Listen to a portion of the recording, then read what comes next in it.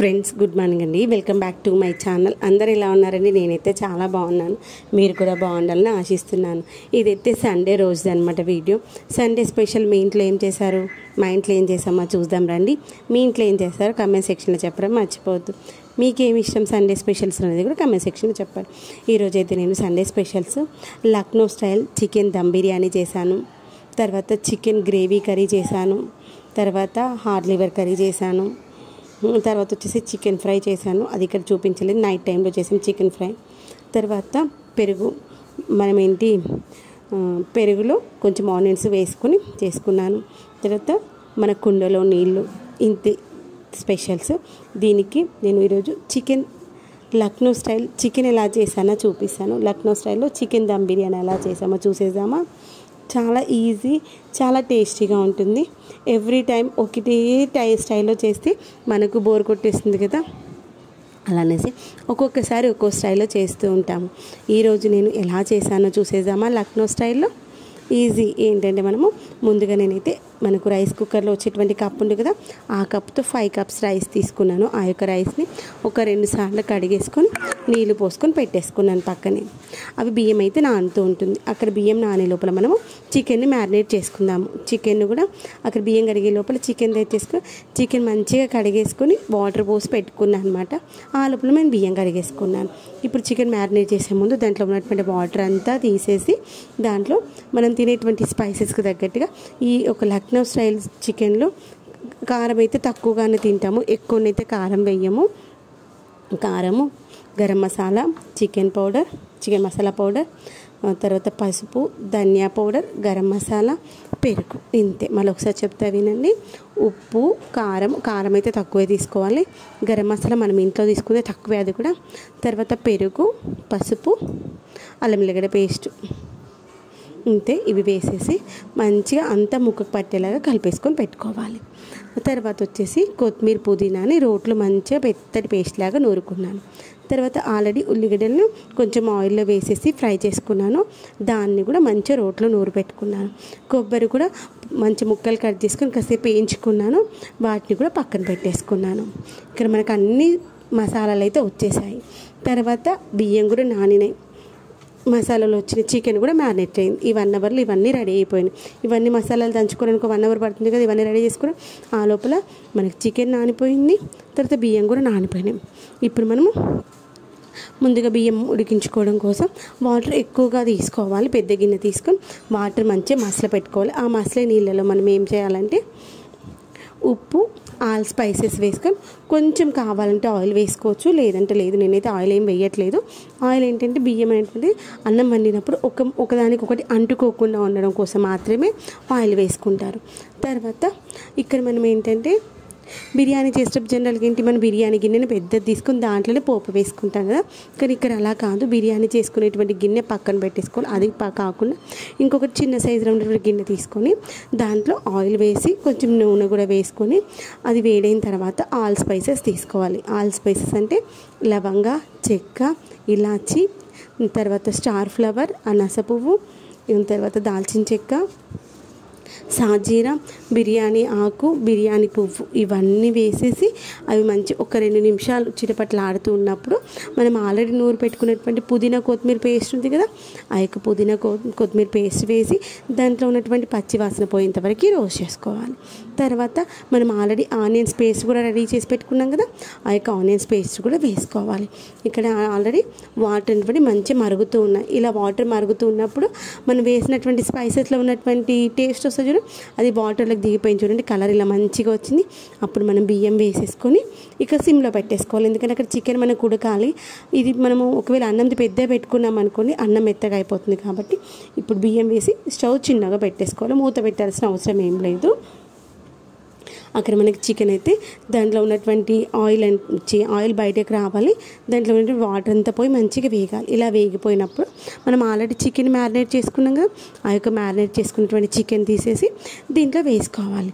Already అల్లం వెల్లిగడ్డ paste కూడా వేసాను. మనము మ్యారినేషన్లో వేసా, ఇక్కడ తాలింపులో కూడా వేసాను. అది పచ్చి వాసన పోయేంత వరకు మంచిగా అనేసుకొని తర్వాత మనం ఇప్పుడు మ్యారినేట్ చేసి పెట్టుకున్న చికెన్ ఉంది కదా, అది వేసుకుందాము. అది వేసేసి ఇప్పుడు మనకు ఆల్రెడీ వేసినటువంటి మసాలాలో ఉన్నటువంటి వాటర్ అంతా బయటకు రిలీజ్ అయింది కదా, ఇప్పుడు చికెన్లో ఉన్నటువంటి వాటరు, పెరుగులో ఉన్నటువంటి వాటర్ అంతా బయటకు రిలీజ్ అయ్యేంతవరకు సిమ్లో పెట్టేసి ఒక 2 నుండి 3 నిమిషాలు మూత పెట్టుకొని మగ్గనియాలి. అప్పుడు ఉంటుంది చూడండి, స్మెల్ మస్తు ఉంటుంది. కర్రీ చూస్తే కూడా అలానే తినాలి అంత కమ్మగా ఉంటుంది. కావాలంటే ఈ ప్రాసెస్లో చేసుకుని ఈ యొక్క కర్రీని చపాతీస్లో తిన్నా మస్తు ఉంటుంది, అన్నంలోకైనా బాగుంటుంది. అలాంటి కర్రీస్ చపాతీలోకి బాగుంటుంది. ఇదిగోండి ఇలా వాటర్ ఏంటంటే పోయేంతవరకు ఇలా మంచిగా అనేసి మూత పెట్టుకున్న తర్వాత వాటర్ రిలీజ్ అయిన తర్వాత మాత్రమే మనము వాటర్ వేసుకొని కుక్ చేసుకోవాలి. ఏంటంటే ఇక్కడ మనకు ఈ యొక్క లక్నో స్టైల్ చికెన్ దమ్ బిర్యానీకి ముందుగా చికెన్ ఏంటంటే మనము కుక్ చేసుకోవాలన్నమాట. మనం నార్మల్గా చేసుకునేటువంటి కర్రీకి చికెన్ని కుక్ చేయం కదా ఎక్కువసేపు, చికెన్ వేయగానే పైన మనం రైస్ వేసేసుకుంటాం కదా. కానీ ఈ యొక్క లక్నో స్టైల్ చికెన్ దమ్ బిర్యానీకి అయితే చికెన్ని ఒక 60% అయితే కుక్ చేసుకోవాలి. అందుకోసమని వాటర్ వేసేసుకొని మంచిగా కుక్ చేసుకోవాలి.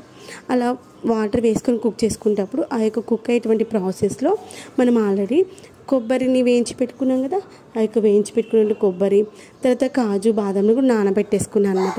అవి కూడా వేసేసుకొని కొంచెం వాటర్ వేసి మెత్తటి పేస్ట్ లాగా నూరుకోవాలి. అంటే వాటర్ వేసి మెత్తటి పేస్ట్ వస్తుంది, లేకపోతే మెత్తటి పేస్ట్ లాగా రాదనమాట.